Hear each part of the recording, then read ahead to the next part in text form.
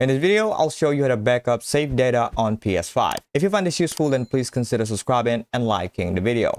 Alright, so if you spend a lot of time playing your games on PS5, backing up your saved data is a good way to protect your progress. If something happens to your console or you switch to another PS5, having a backup can save you from losing all that progress. But to back up your data, you'll need an active PlayStation Plus membership because cloud storage for saved data is included with PlayStation Plus. So now just hover to the top right and select the gear icon to go to settings, and then you want to hover down and select save data and game app settings. Select save data PS5, and then you're going to upload or delete from console storage. Let's go ahead and do that. Here you can select the games that you want to back up and then just hit upload.